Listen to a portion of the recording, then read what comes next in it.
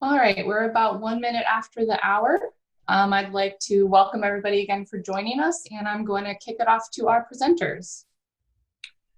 Thanks so much, Julie. Hello, everybody, and welcome. Welcome to our arts team webinar that we've put together to hold your hand, I guess, more or less, for an hour and a half this afternoon through what is a very strange time for all of us, but particularly if you are looking for a job in a school.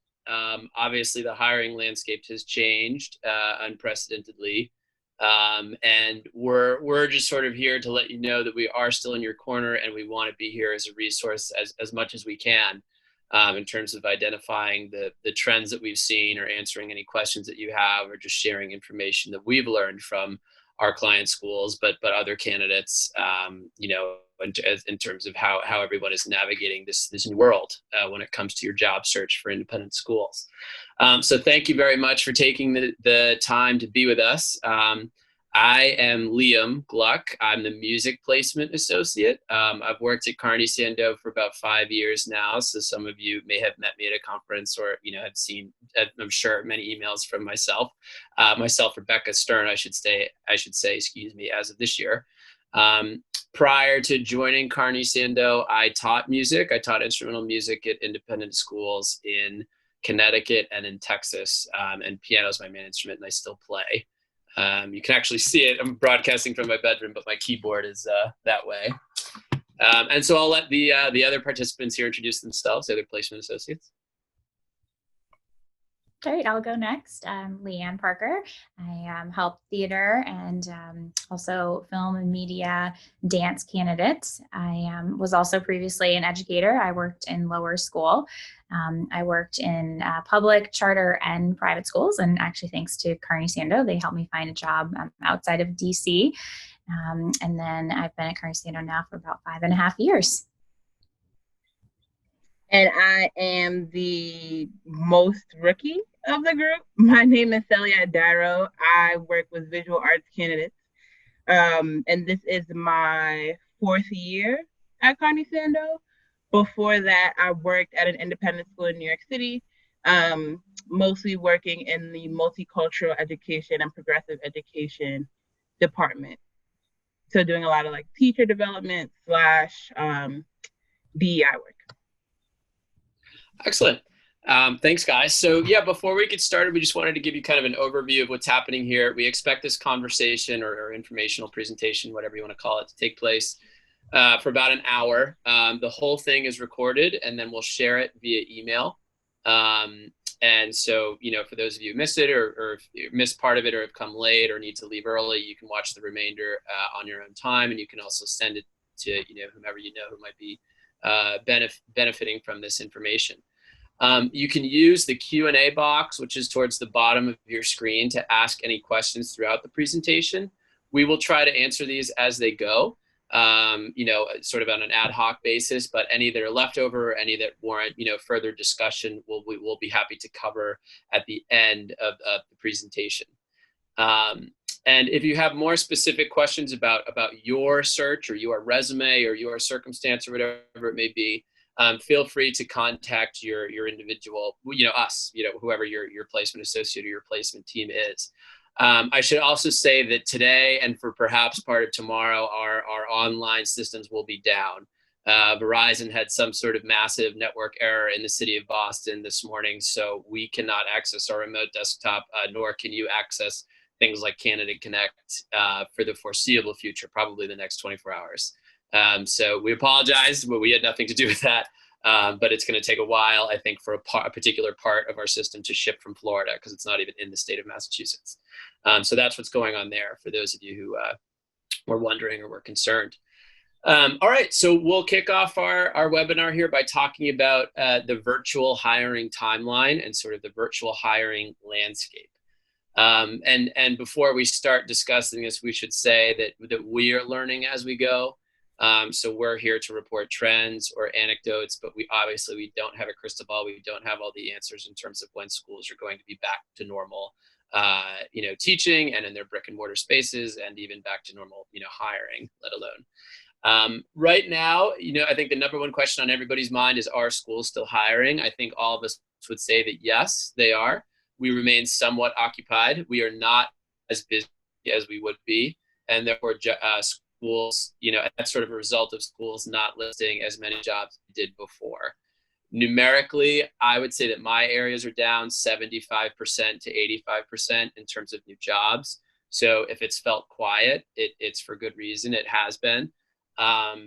The sort of bright news, I think, that some of us have gleaned from candidate conversations or conversations with schools is that a lot of schools have sort of frozen their hiring or put their jobs on hold until particular markers through the summer. So one of those is June 1st. It's coming up. And another one that I've heard is July 1st. And schools, what they're doing basically is, meeting pretty frequently, upper level administrators with their boards of trustees, especially, and basically taking a look at their finances for next year. With independent schools, their revenue source is private, right? It comes from mainly tuition dollars. So enrollment is a really big deal. And so, if kids can return to campus, depending on how many international kids can return to a domestic campus, depending on, how many families decide to pull their kids from that school and enroll them in public school next year, or maybe they're staying, quarantined in a different part of the country than where they live permanently, that's all kind of in flux. And so that's why enrollment numbers are in flux and therefore hiring is in flux. But we've heard that June 1st and July 1st, will delineate, hopefully, a clearer picture or a clearer answer for some of our school clients as they decide, what positions they can indeed keep hiring for and what positions they cannot. You may see when you log into Candidate Connect, the positions are on hold. If you've got an active referral, but it says hold in the title, that would be an example of a job that is on hold until further notice. And we are trying as much as we can to be in touch with schools to get an answer as to when things will come off hold. But at this point, a lot of schools don't know. So I would hope and cross your fingers for a June 1st or July 1st, maybe slight uptick or influx in new jobs. But if it doesn't happen, this wasn't an 100% certain thing, I guess, so to say. So that's kind of what the summer might look like. In terms of timeline and of how fast schools are moving, I think if a job is active right now, and a school is interested in you, you'll know it. Schools that are, in active pursuit of certain candidates for a certain job are moving pretty quickly because they want to be able to nail something down, if just not to, kind of put out one of their many fires that's happened, logistically, academically, curriculum-wise, distance learning-wise from this whole COVID episode. So for new jobs that are coming in, we advise that you try to get your materials in right away. Try to get a cover letter in or an email of interest right away, and feel free to stay on that school too. I don't know if you all have experienced this yourselves, but certainly I have in this role, and I think schools, especially as we are all kind of remotely working, priorities are shifting, home life is bleeding into work life, right? So not everyone is as glued to their email or is being as prompt in replies as they would be, in a designated office time or work time. So I think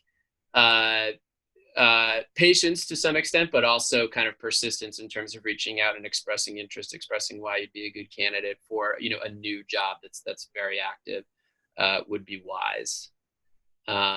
Does anybody, LeeAnn or Seliat, do you have anything to add there? It's okay if not, we can keep going. But yeah, I would also add sort of being careful about the line between persistence and pestering. Mm-hmm. As well, because as you mentioned, there's a flip side to the limited bandwidth that everybody seems to be experiencing in terms of productivity.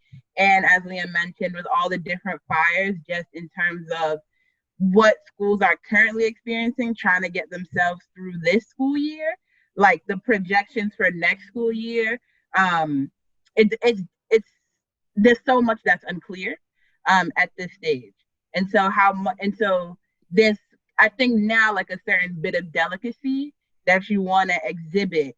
So not necessarily sending an email every week, but maybe every 2 to 3 weeks with something to like check in, particularly if it's interesting information around the area that the school is in, around something particularly related to the school, or just like just new information that would be helpful and useful, like to an organization, or like a question, a thoughtful question that you have to continue the conversation, versus like, oh, have you seen my cover letter? Just wanted to make sure you got it. Like, and so yeah, just be cognizant of that line, because you don't want to send emails every day that are like clerical and confirmative, when sure, okay, I got it, and now you're like the person who like is like very intense. We also know that a lot of candidates are trying to figure out their own timeline. We know that contract due dates might be different. So please do keep us in the loop here at Carney Sandoe. We can certainly help you if you're trying to figure out, should you go back to your school? Should you ask for an extension? We can kind of help guide you through that. But definitely let us know if you do decide that you are going to stay at your current school, or if you do find a new position, just because keeping everyone in the loop and on the same page is going to be really helpful too. Right. Perfect. Well, if nobody has anything else to say from there, I guess we can move on to the next part of our webinar, which would be schools, expectations, and kind of the interview process. And LeeAnn will lead us through that section. Yeah. Thanks. So we've gotten a lot of questions from candidates about, are schools looking for something different? What are they expecting in the hiring process? It is obviously going to be very different. And so one actually question we wanted to ask all of our candidates who are watching currently is to see if anyone had any examples of experiences with demo lessons. That is going to be probably the biggest change. With everything being virtual, you can't go to campus. And so if anyone could actually use the chat feature, just to type in if it's an idea you had, or if you have any experiences having done a demo lesson with the school, it'd be really helpful. We then will kind of share in a little bit. But if you could use that chat feature now, anything that you might have, even if it's just an idea you came up with, that would be really helpful. So generally, the schools are going to try and have a similar process that they're used to. They're probably going to start off with wanting to read a cover letter. They'll read your profile, your personal statement, most likely reach out for a phone call, Skype. A lot of times schools do have multiple phone calls, maybe with different members of the hiring committee. So be prepared for that. Sometimes it does take a little while to schedule everything, especially since you're not going to be meeting with everyone all at once on campus. And then in terms of the kind of moving forward, as LeeAnn said, it probably will move pretty quickly just because of where we are right now.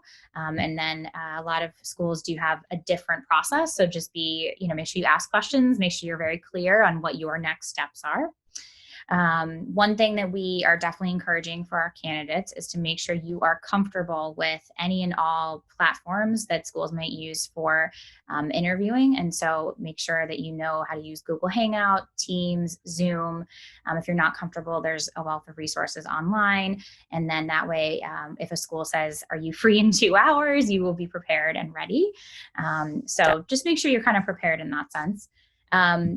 Since you won't be necessarily going to campus or maybe getting as much information as you normally would, it's okay to ask questions, ask about the school culture, ask for a video. Maybe you can walk around with an administrator on campus just through video and see the campus. Maybe they have a video that they use for admissions. You can kind of get a sense of what the campus looks like. But it's okay to ask questions and really try and get a sense of, would this school be a good fit for me? That's actually gonna be really impressive for the school. So I would we recommend doing that as well.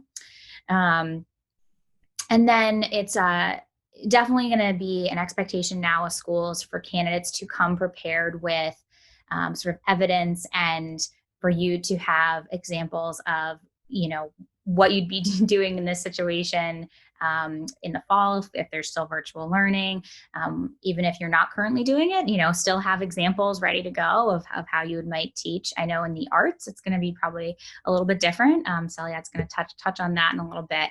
And then one other just suggestion in terms of what the schools are going to be expecting from you is they're definitely going to want to talk to your references. Make sure your references are ready and available to speak on the phone or have a Skype or a Zoom call, because that's going to be the school's way of really getting to know you a bit better, since again, they can't interact with you in person. So we're going to talk a bit more about the demo lesson. I see that some of you have put down that you have some ideas, and so I'm going to take a look at the chat. And I know, Liam, you had said that you might have an idea that you had heard from a candidate. Yeah, and this is kind of a twofer. It's an idea of a demo lesson, and I think someone in the Q&A already asked what apps or what music technology should our schools expecting you to be familiar with. I think the answer to that question is any and all that you know, and as long as you speak authentically and truthfully about your experience, you're in good shape. The most common ones that I've heard of thus far are GarageBand or Logic Pro, which is sort of like a GarageBand Plus. I'm sure most music candidates are familiar with this, but for those, just for context, it's basically a software that can create digital MIDI sounds out of a keyboard or some other sort of instrument that's also digital. So, being able to walk through and do like composition projects. And then, so one of my candidates, and let me find the name of it. Unfortunately, as we said, our system is down, but I believe he emailed it to me. One of my candidates actually created his own music theory app that he's used to sort of teach lessons in music theory. And let me just see. Well, Liam, while you're looking at that, I'll just kind of read some of the examples and ideas. So I've been seeing a bit on the chat about doing a pre-recording. If you have a pre-recorded video from your classroom, that's great. Just make sure, privacy, you have everything, depending on what your school's rules are, make sure that's okay. And then if you don't have a video, it's actually something that if you're able to record your virtual lessons right now, great. If not, maybe you can record yourself talking about a lesson. You can even record yourself interacting and teaching, even if it's just friends or family that you are in your house with. Something to give the schools an idea of, how you would interact in front of people, what your teaching might look like. Sort of anything right now is better than nothing.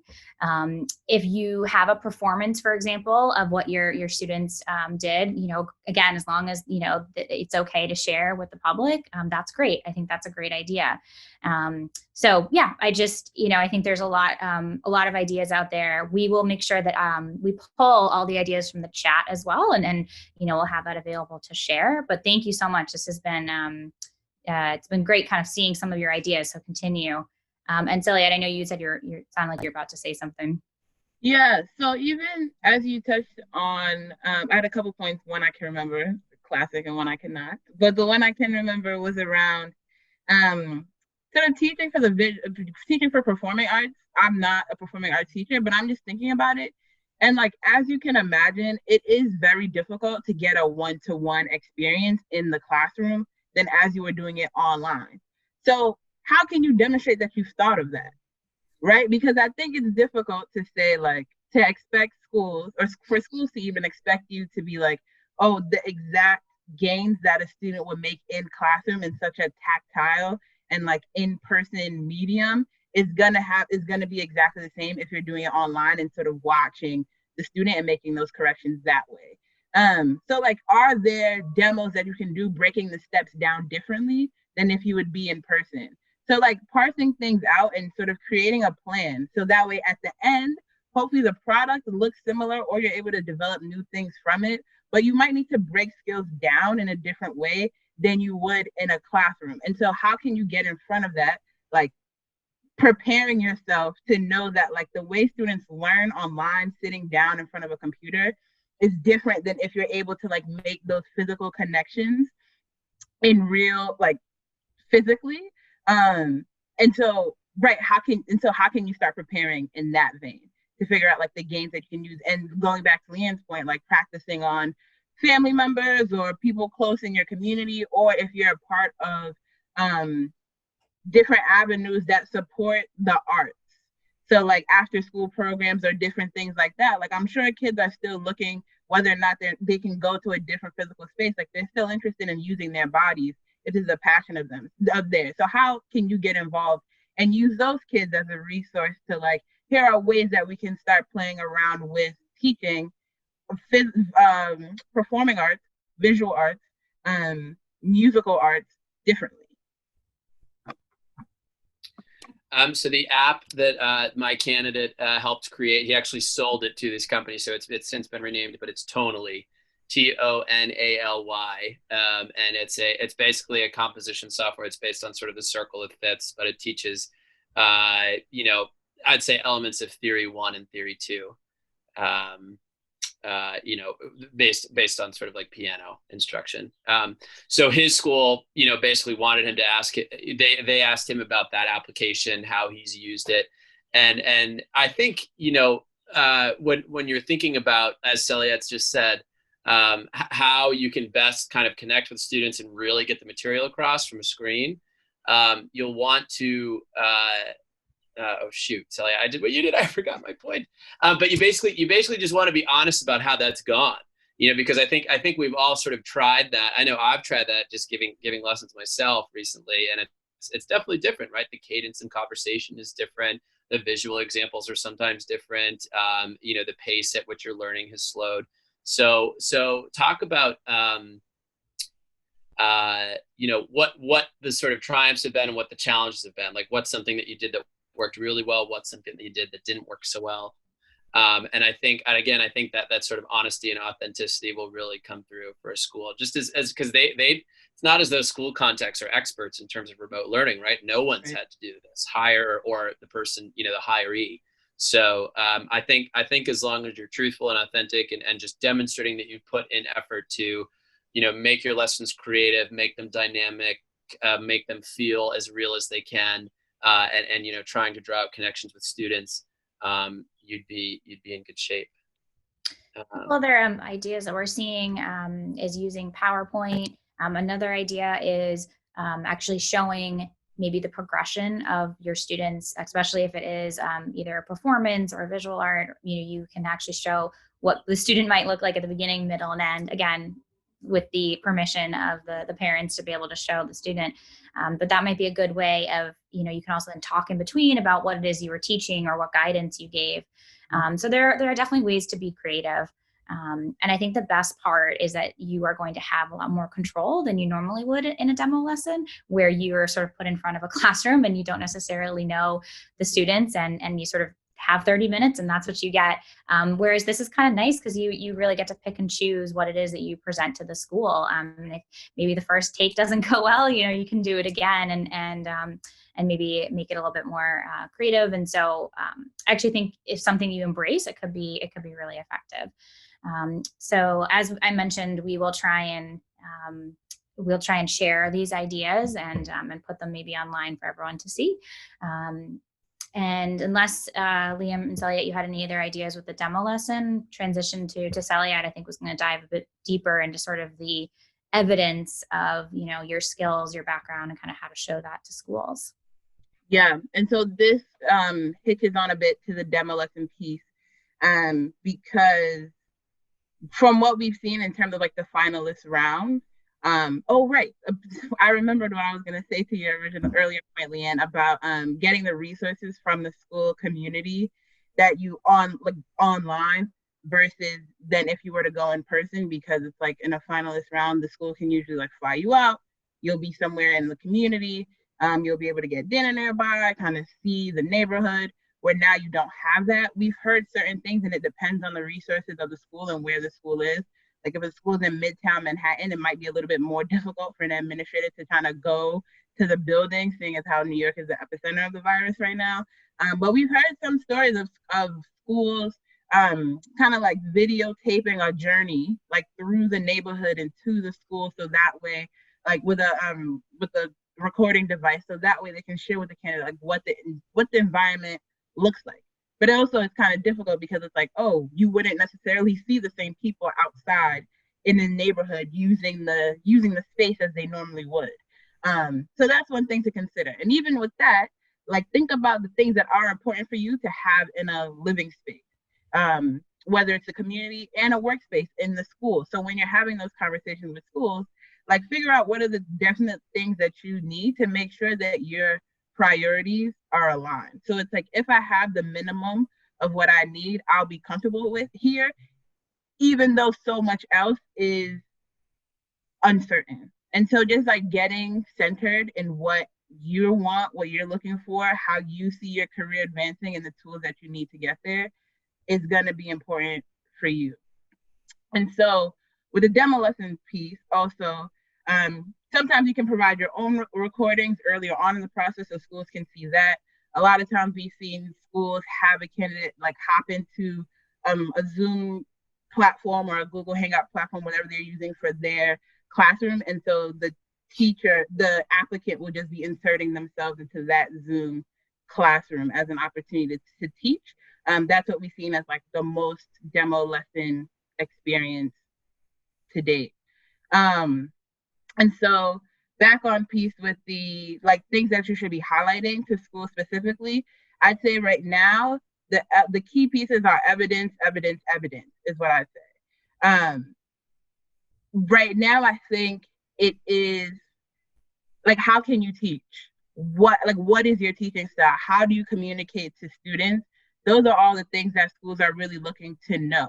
And so even though whether the schools start out or have a fraction of the school year online or start the school year immediately in person, it's going to be very important to figure out like what your actual teaching style is and hold on to that. And sure, it can be fluid and kind of different experiences, but I think schools just really want to get a sense of like, they want to make as sure a bet as they can that like the teacher can kind of hit the ground running, even though it's going to be imperfect, just because again, like so much is in disarray, but they want to see that like the teacher is confident, can communicate to students, knows their content area. And so you want to be able to demonstrate that as much as possible. So having those already pre-recorded experiences of you with students, and there was a question earlier about, is it the legality of that? A lot of students sign like a video and photo waiver when they start the school year. So if a student has done that, then it shouldn't be illegal. Some students don't, or it should be cleared. Some students don't sign that waiver. And so that's something that you'd want to be careful of, is including students who haven't signed that waiver and haven't passed up on that. But then also kind of making sure, depending on where you are with your school, if they're comfortable like with you recording those videos for your own use. If you're like, oh, this is just an experience that I wanted to add to my portfolio, whether it's to like for and it's up to you to decide whether you formally say it's for you to get a new job or for you to apply to different opportunities, versus like, oh, I just want this to be an experience of like my teaching style and be able to kind of like commemorate this experience in such a profoundly unique time. And so, yeah, so videos of your demo lessons, whether it's a real demo lesson or a sample of what you would do, thinking about one, if it's all in a fully online environment, so it's only like you and your Zoom space and there are no kids in the room with you, or if you do end up being in a space where there are children and the schools are in person, like what are the, like how may your teaching experience change? And so now is the time to think about that. Like practice with yourself really, how your teaching style may change given whatever limitations may come up as schools really are trying to start to finalize what next year may look like. And that may not happen until like later in the summer. Another piece is just, I think a candidate with experience and an ideal candidate is different now. I think an ideal candidate has a higher level of flexibility and adaptability to whatever experience is to however way the fall is gonna start. Because again, like nothing is set in stone at this point. So again, like as much as you can demonstrate, like you're prepared for anything, that you've thought of different scenarios, that you're ahead of the curve, instead of just kind of like waiting for what's going to befall you, that you're kind of prepared to, in every situation, to deal with kids, to do that. And I stress kids because we're starting to see like a lot of colleges are in a hiring freeze now. A lot of the colleges that I've heard of are currently in a hiring freeze. And so a lot of people from the higher ed realm that might be adjuncts or even full-time professors are thinking about making a leap to the K-12 environment because it's seen as like more stable. But if you're making that transitional move, you want to think about how your teaching style may change when you're working with 15, 16, or if you go into middle school, 12, 13-year-olds, versus how you would talk to like a 19-year-old who may only have your class like once or twice a week, versus like how can you develop, Like, how can you really be a part of the child's transformative years at 14, 15, 16 if you have class every day? And one of the unique things about being in a high school or middle school is like everybody's in the same building all day. In a college, you don't have that.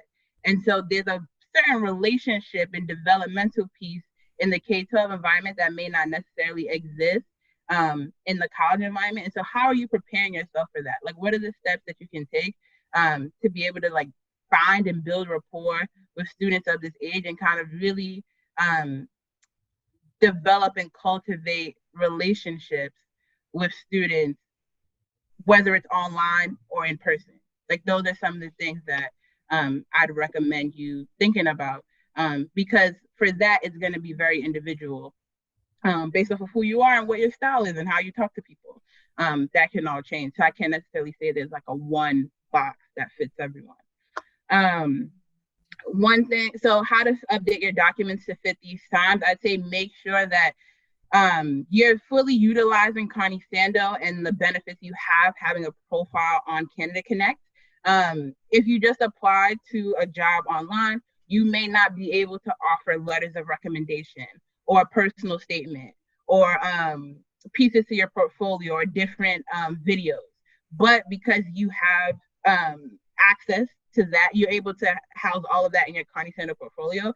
That's all those pieces you want to take advantage of, because it helps to give schools a higher understanding of who you are, what your teaching style is like, and what you have to offer the school. And again, goes back to that evidence piece, because as much as you can make, as much as you can clue schools in to be like, oh, this is who I am, these are my strengths, and these may be my weaknesses or areas of growth, that's going to be very important moving forward. Because it allows schools to say like, okay, you know what, at the very least, this person is prepared until they've thought about the current climate and the things that they should be considering at this time. And so there may be a lot of value that even if it's not perfect, at least you started thinking about it. So that way you can then start to refine it. And yeah, just demonstrating sort of different ways that you're able to be flexible and adaptable. So that way you're not siloing yourself off too early, because you don't want to trap yourself in a box and nobody knows what's really going to happen or what to expect in August or September. In addition to like the core academic focuses beyond teaching, so offering other interests that you might have. So if you have if you wanted to coach or be a part of an after school club, whether it's like language or sports or whatever the case might be, a cultural club. If cooking is really important to you, like, are you developing, you don't have access to the cafeteria kitchen. So are you making like little cooking videos perhaps in your home that like can be helpful for students, right? Because I think that one thing to think about as we go into this next round is, if it is online, what else can you offer? Right? So and so extracurriculars have always been important to independent schools. I don't think that that's going to change, but like, how are you able to communicate your skills in an online and virtual landscape is really going to be very important. And so if you have if you're not necessarily trying to be a music teacher, maybe but you have exposure to an instrument or something like that, like, oh, can you do and that's a place that you wanted to offer support extracurricularly, can you tape how you'd break those things down, how you'd be able to engage with kids in that environment? So that way it's not like you're so again, it just demonstrates that you've thought of these things. What else? Yeah, like if you wanted to coach soccer as well, how would you break down the skills that you need while this online? And I think that and if you're just in a moment of like exploration and trying and curiosity, then that's important for kids to know too. I think especially I've heard from a couple of boarding schools that they're still trying to have cooking opportunity, like cook with a teacher, or try to build community online.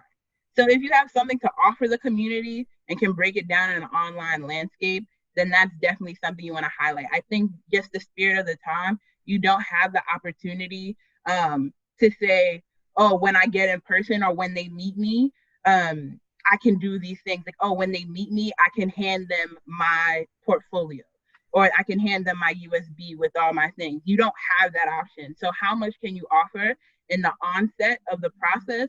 So that way they're like, okay, this is somebody who's like worked hard. And I feel comfortable betting on them, even if there is some refinement that still has to be done in the later part of their work experience.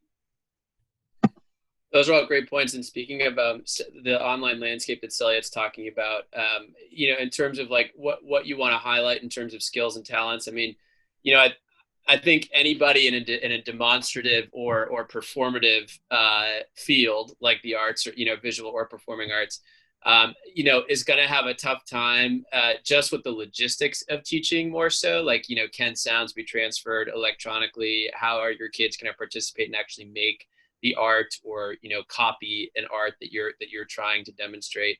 The other factor to that I think schools will ask you about in an interview, and something you want to highlight is how do you plan to sort of assess or collect or like monitor student progress?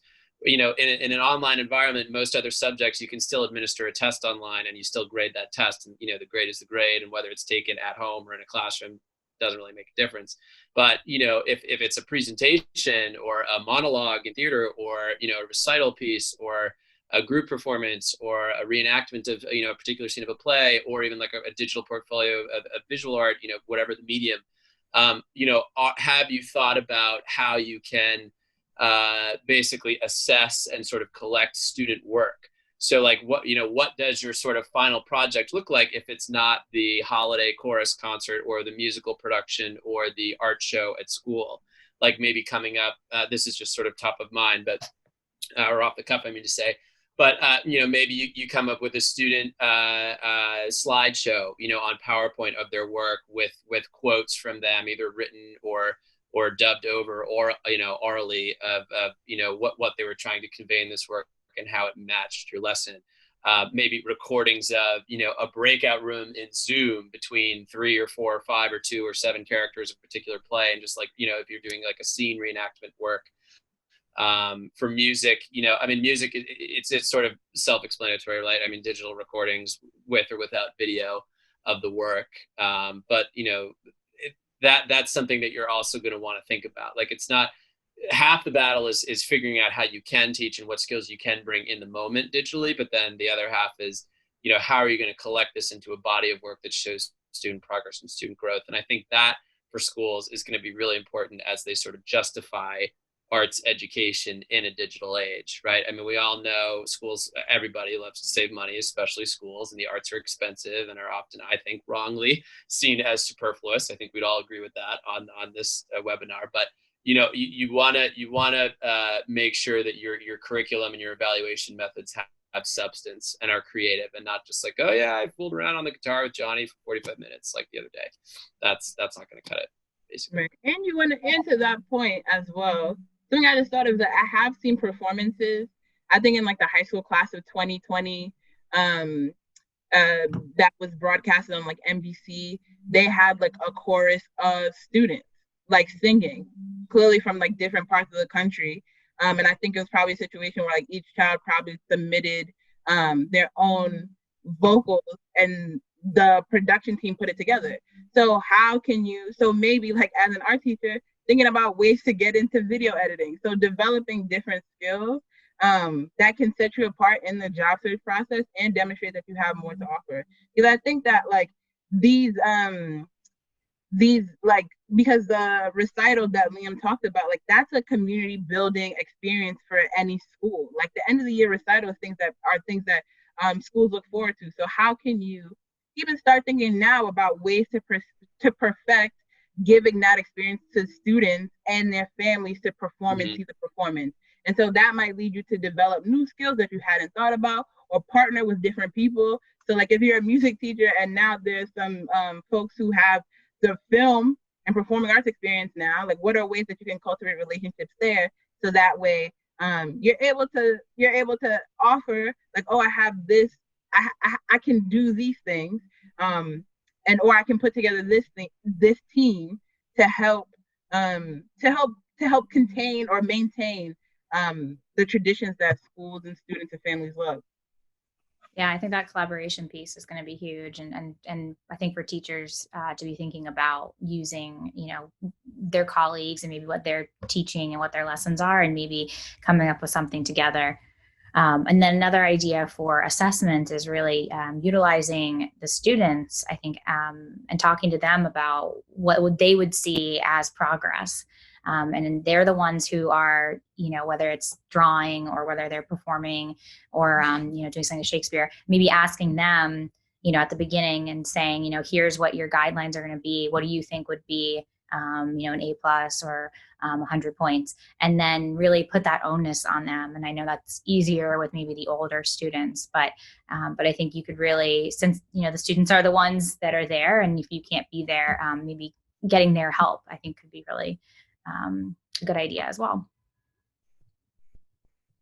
So I think we were going to answer some of the questions that we had. Sure. I know there was a couple that were probably pretty easy to answer. The first one I'm seeing, and this might be good clarification, is sometimes in a position on Candidate Connect, under the referrals tab, you might see a school says hold or close. If that is the case, it's actually sort of depends on the school, but if it says hold, it means that the school has told us that they are not moving forward necessarily with the search, but it has not been closed. Sometimes, especially right now, it could just be that the school doesn't have the time to be interviewing and to be moving forward. I would just think of it as a hold. Don't necessarily reach out and expect a response, but once it comes off of hold, or if anything major changes, we'll let you know. If it says close next to the search, unfortunately at that point it does mean that the position has been closed, most of the time because the school has found someone to hire.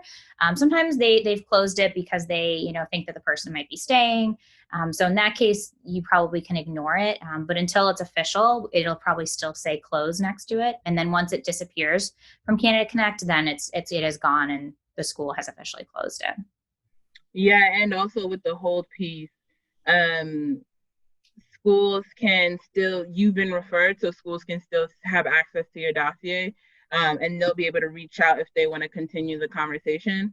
So don't feel like you have to hold everything in your cover letter. Like, the opportunity to write a cover letter can help sometimes, but also given how you develop the rest of the pieces of your portfolio, the school may have enough information to invite you to a conversation without that piece.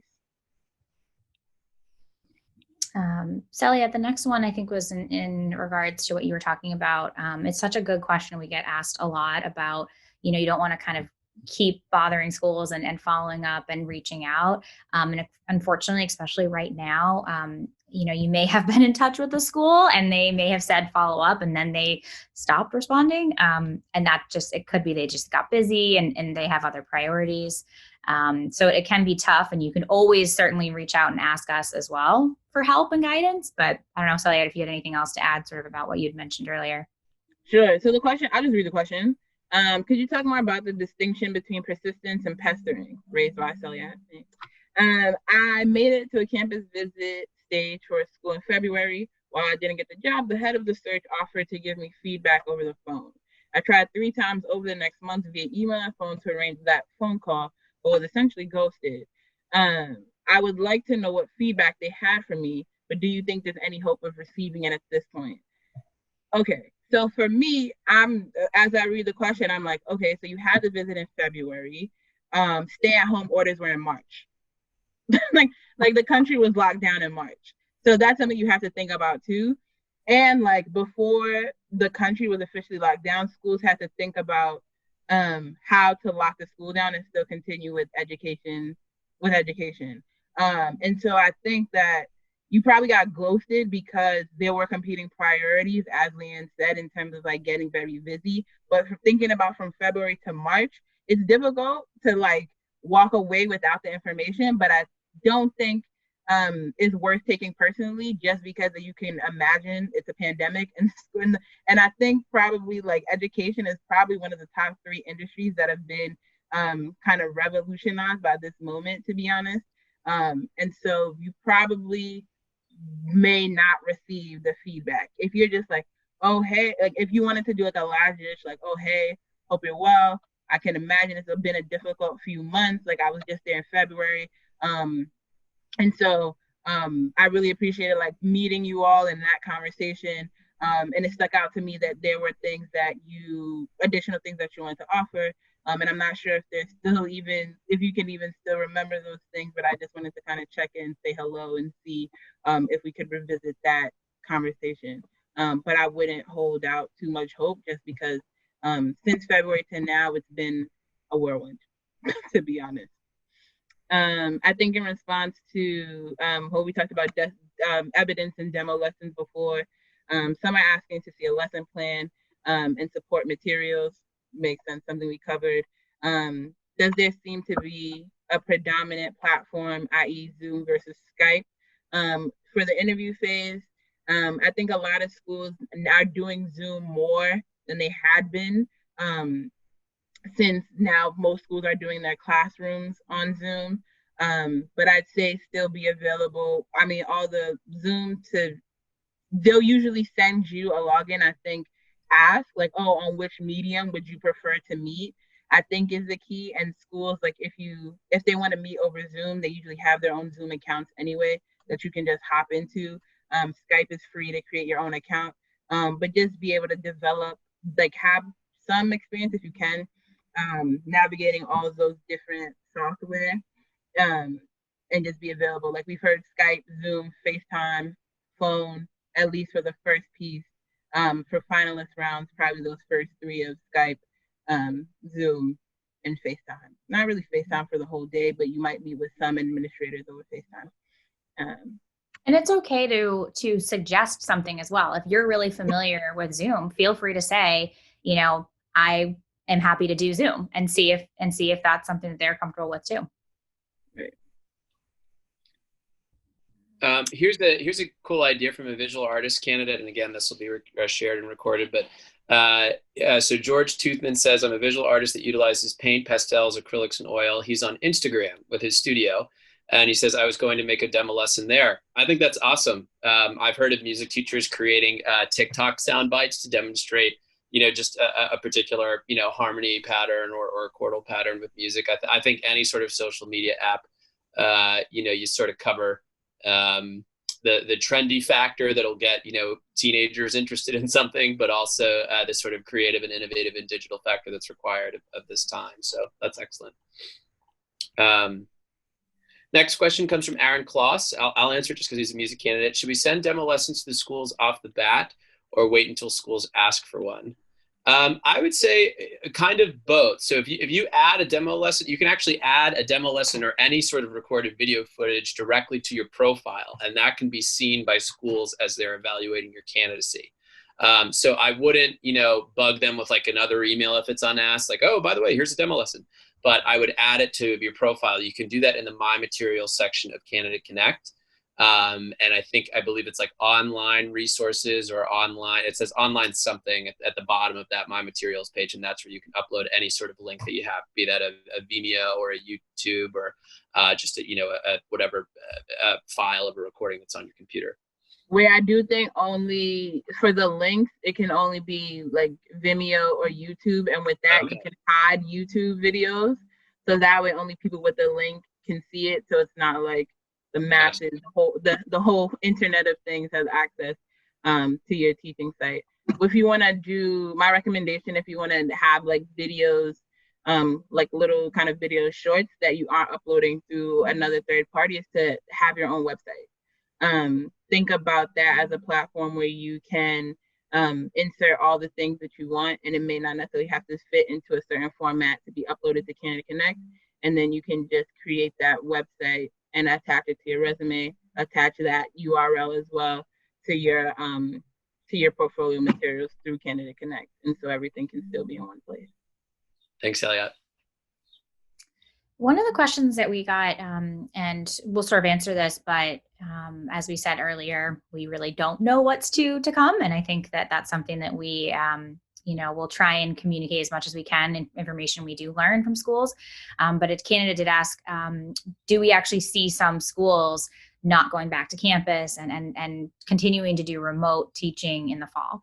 And the answer is yes. We've been talking to a lot of schools, and they are, what they're telling us is that they have several plans in place, and some of them do include 100% remote. Some of them include half and half. We've seen really interesting ideas where half the students are at home and half of them are in the classroom.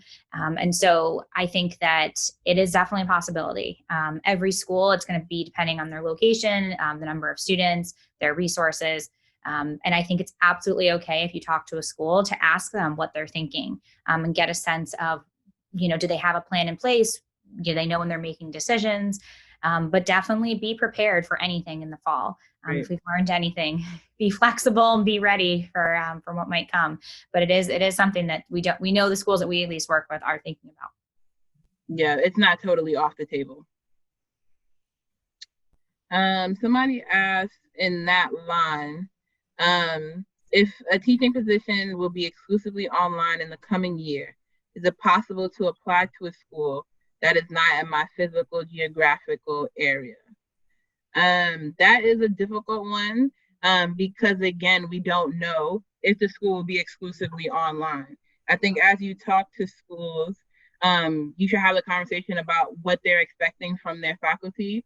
Right now, we haven't heard, or I haven't heard personally, like any decisions either way, but I definitely think that schools would prefer to have their teachers be available in person and not have to, if stay-at-home ordinances uplift in October, now you're going to start moving in October in the middle of the school year, versus like, oh, if you have to move in October and you can crash on somebody's couch, for instance, in the meantime, when school opens up physically. So I don't think schools are preparing to host people or to hire teachers who have no affiliation or no access to where the physical school building is. We haven't gotten confirmation on that piece. One question that just came in that's sort of related to another question. Someone previously asked about, are my multiple degrees or years and years of experience, does that sort of price me out of a school as schools look to tighten their budgets, or, am I too expensive essentially? And then Tim Arts just asked, when you're interviewing with a principal who doesn't really know the arts, is less more? Should I attempt to dazzle them with my experience and my knowledge, or should I keep it straightforward and play it close to the vest? I would say, toward the second question, do you dazzle them or play it close to the vest? I'd say somewhere in the middle. Obviously, you don't want to come off as haughty. You want to come off as somebody who's professional. And I think the most important thing, regardless of the number of years of experience or, your professional accolades or whatever it is, you want to be somebody who's kid-centric and student-centric first. Why parents pay all this money for independent schools and why teachers love working there and why they are such close-knit communities is that their place is based on relationships. They purposefully limit their class numbers and their sizes so that you get to know each and every student. And then, maybe you have their siblings in class the following year or the year after, or whatever it is. They sort of operate like families. I mean, they're autonomous in terms of their boards, and they're not just sort of a clearinghouse for like, okay, yeah, you checked off all of these state standards, you can progress to the next level, we'll see you when we see you. They really want you to get to know the student and to get them really excited about what you're excited about.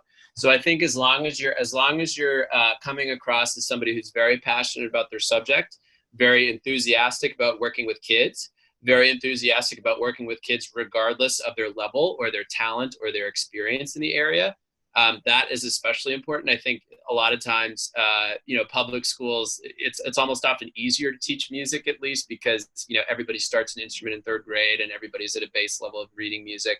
Whereas, in my upper school music program, I had kids who were going to Juilliard and Berklee College of Music their freshman year who could, get a 4 or 5 on AP Music Theory alongside a kid who was like a football player, but had just started playing the drums and, so wanted to sign up for jazz rock band. And because the school was so small and because independent schools pride themselves on, saying yes to trying new things and giving the kid every opportunity they can have, you've got to be pretty flexible and pretty adaptable to meeting the student where they are and just getting them excited about something and making sure they progress. So I think if you're somebody who can demonstrate that, I don't think years of experience or degrees prices you out. And I think you hit the right balance of dazzling and or staying close to the vest. But on that note, I do know how frustrating it is to talk to, an interviewer, either HR or otherwise, who like just doesn't get the art or music that you're doing. It can be very frustrating. I thought that when I say I was a music major, a lot of times people on the phone, oh, that's so lovely. I love music. That's so cute. And I'm like, yeah, Beethoven's Sonata is really cute. Yeah. So I get it. I totally get what you're saying. But I think schools, the people who are interviewing you, will have enough respect for your profession that they'll know, they'll be able to sense your expertise in your subject area. But it's that student-centered focus that you want to bring, regardless of, expensive you think you are or whatever else. I think that's a great point, LeeAnn. I also want to make sure that that everyone is thinking about like what they're qualifying as experience.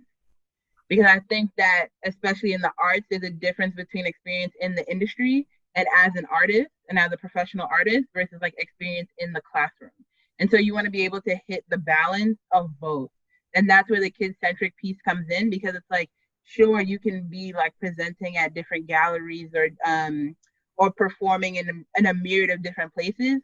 But you also have to think about you're applying to be in a school. And so what do schools actually care about? And that's the kid-centric piece. That's the ability to connect with students. That's the ability to have a conversation and be a resource for somebody who's young. And those skills are very different than making art that qualifies enough to be in like a high form and in a highbrow, quote unquote, institution. And so make sure that when you say like, oh, you're highlighting experience, that you are highlighting the right kinds of experiences that schools would actually care about, not necessarily just like the things that you care about if they're misaligned. Another question someone had that's sort of related was about salary. And, again, with that experience, with schools kind of thinking about budgets, you might be scared to maybe mention like, oh, this is the salary I am expecting. So, it is something actually I would be thinking about. That is something that you might need to negotiate a bit, or might need to be flexible. We have a lot of resources online, as well as obviously, of course, talking with us if you do get to a point where you're talking to salary with schools, because I think we could give you some more ideas in terms of based on the location, based on the position itself, what that salary, what we might recommend and suggest. And if you can be flexible, we definitely recommend that this would be the time that you should be. At the same time, schools are still going to understand that, everyone has expectations. And if you made a certain amount at your previous school, certainly you can talk about that and definitely utilize us. We can kind of help depending on the situation. And then on the flip side, we are actually hearing about some schools that are going to be hiring more teaching fellows, potentially to help out with this kind of remote learning that's going on. Either that, or there might be smaller class sizes. And so there may be more number of classes. And so actually teaching fellows opportunities might be coming up more than they normally would at this time of year, because schools, I think, are realizing they might need more teachers. We've heard that, I think, a bit more at the lower school level, but we have seen that sort of throughout the K through 12 schools as well. Yeah, I don't think I at least haven't heard that in terms of like a sweeping, like, oh, this school in this area or this kind of school will have more teaching fellows or not. Like you mentioned, like lower school, but in terms of for different disciplines, I haven't heard that much. I think it depends again, like on the rollout process for schools. And so some schools that had teaching fellow programs and were looking for teaching fellows earlier in the winter have upended those searches. And then some are coming back, like LeeAnn said, but that kind of still remains to be seen. There's no, I at least haven't seen like any major trends either way. And then somebody asked, like, is there such thing as having too many years of experience or being too expensive due to experience in multiple degrees? LeeAnn, I think that's what you were touching on. And so too expensive is relative. I think you also have to think about how much do you need to live the way that you want to? What is the overall compensation that the school is providing you with that makes you feel comfortable taking the job. And so sometimes it may just be a dichotomy between what you are looking for and what a school can afford. And so it's up to you to really figure out like your priorities. If your priority is being in a classroom and working with kids, then there may be certain concessions that you need to make. But if your priority is like a high paying job, then you may just be in the wrong industry, to be honest. And so that's something that like really figure out like before you even go into salary negotiations. If you're moving to a specific place, or if there's a few different places that you're considering, what kind of life do you want, and how much does it cost to live that life wherever you're considering to being, and how much then would a school need to pay you for you to feel comfortable doing the job where they are. Yeah. One question I think is good here from Sophie Imamura. Does there seem to be a difference between boarding and day schools and their intention for the fall semester? That's great. We don't know for a fact. I mean, I think it's going to depend on the region of wherever the school is, boarding or day, and you know how they open up and how they choose to open up. I think day schools, just by nature of attracting local to regional populations, will have an easier time opening their brick and mortar spaces than boarding schools will, just because boarding schools, kids are coming from all over the country and even overseas. And so, you know, who knows what their quarantine or shelter in place policies have looked like, or, you know, how, you know, you're just adding more chance for error, really, or chance for illness if people are coming from all over the world, right, to attend your school, versus a local population, you know, in an area that's flattened its curve, so to speak. On the other hand, you know, boarding schools technically allow kids to shelter in place. So, you know, we've heard from our boarding schools in particularly rural areas that, you know, historically have not been as desirable as, say, a job in New York or LA or San Francisco or Houston or whatever it is. That, you know, it's a great time now to be at, you know, Orm School in like rural northern Arizona, or it's a great time to be Fountain Valley. It's south of Colorado. We're just surrounded by mountains. So, you know, say they invite everybody back to campus and everybody just sort of shelters in their room for 14 days. That's a perfectly healthy and now self-sustaining community that can basically function as normal. Whereas day schools are gonna, you know, you're gonna have more contact with people from sort of outside world, right, who have traveled or used public transportation, and so that increases the chance for a sort of a reinfection or resurgence.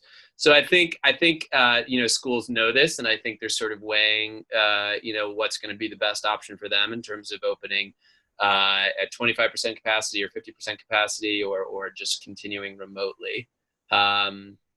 I think boarding schools would be more hard pressed than day schools to open at some sort of reduced capacity, just in terms of operating costs. And, you know, how are they going to know, you know, how many beds they need or how much food they need, or, you know, whatever else. But, you know, I think we'll see pros and cons to either type of school as the fall goes on.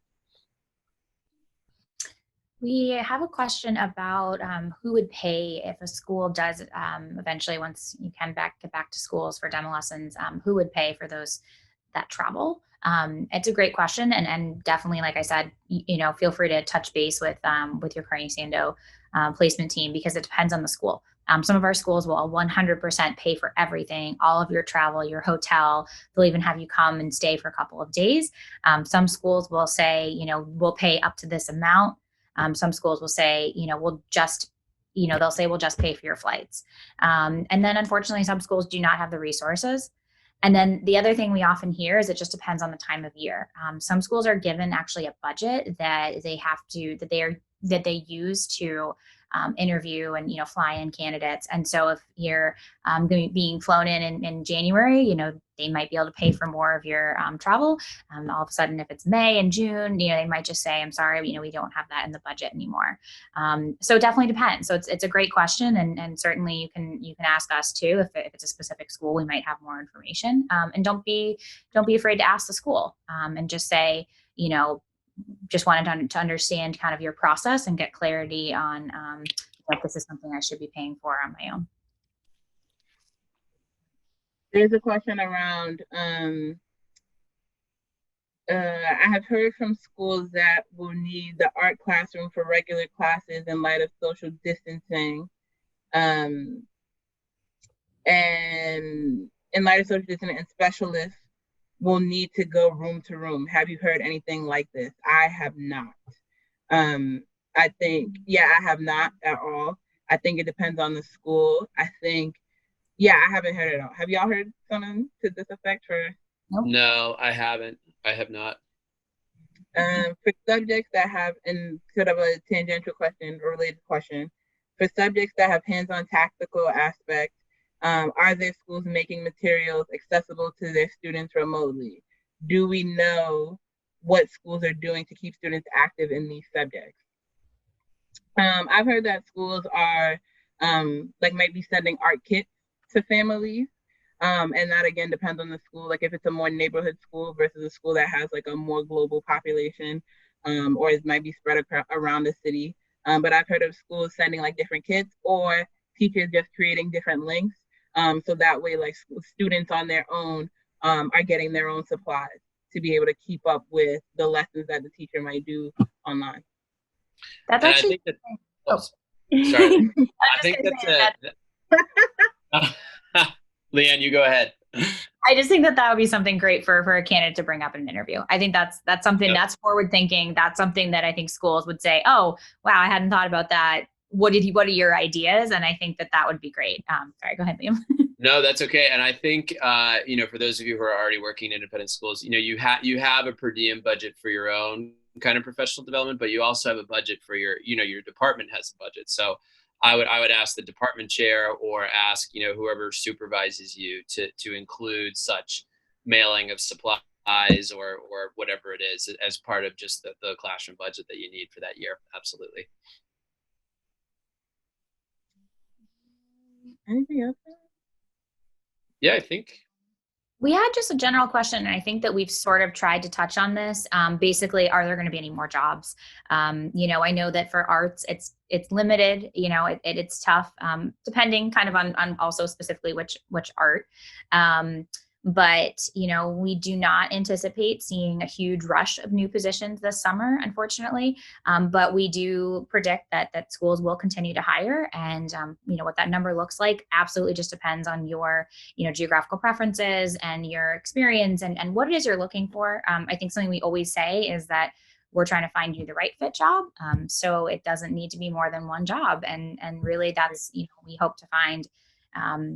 Ideally, we'd love to show you hundreds of jobs, but I think right now we're not seeing that number necessarily go up more than it normally would. Normally, the summer will be pretty slow, but I'd say that May and sometimes June, there definitely are still art searches going on. I would say that more than other subject areas, like the arts tend to be like more steady in the summertime. Like the arts can tend to have like a bit of a uptick later. So sort of behind like math and history teachers, where it can become more popular and like for hiring for art teachers tends to be more popular like April, May, June. And so now we're starting to get into those months and the opportunities aren't there. I think somebody referenced, so the question references like the conference in New York City. And so, or like the New York City conference, which was canceled or moved virtually at the last minute. And so the thing about that too, I think a piece that folds into that answer is like in our conference modules, if you sign up and register for a Carney Sandoe conference, you can't see all the jobs that a school may be hiring for. Certain schools elect to list certain jobs that they're hiring for. Not every school does that. Not every school even lets us know when they participate in a conference which jobs that they might have in the back of their mind, because it may just be they may just be pursuing a teacher or a teacher in a subject area based off of a whisper that they get like on campus that somebody might be looking around or leaving. And so that's a difficult piece. I think, yeah, in terms of like new jobs, to be honest, from my perspective, it really just is contingent upon how long the stay-at-home orders are in place, and what like implications from the virus thereafter, to know like how schools will then be able to have like a strong footing going into the fall. Right now, there's no clear direction on when we can move past this point in history. And so that makes hiring difficult. That makes knowing how many teachers you'll need and having a plan for those teachers difficult. Great. Well, this is these were some great questions, and if we didn't get to your question, we'll certainly try and follow up. And as we mentioned, we will be sharing some of this information that we've gathered throughout the presentation as well. And we also just wanted to mention, I know that we talk about our puzzle blog a lot, but we've talked about a lot of things very surface level today. If you have any questions, you want to know more about personal statements or how to prepare for interviews, definitely go to our blog under the resources tab in Candidate Connect, type in the keyword. So many articles are written, and they're really, really helpful. And then, of course, if you have anything more specific, you can follow up with your placement team. We're here to help. So just want to make sure I plug the puzzle blog, because it is a great resource. But yeah, if you all have anything else, otherwise I think this has been really hopefully helpful and informative. And if there's any other questions, you continue to be in touch through email. And there's a virtual hiring portion of the blog, so definitely don't miss that. Yeah, thank you everybody for your time. I hope this was somewhat helpful, and feel free to be in touch, and enjoy hopefully nice weather where you are. We're finally getting some up here in Boston. But thank you very much. Thanks for joining us. Yeah, thank you. And keep the window open. Don't go outside. Have a good afternoon. Bye.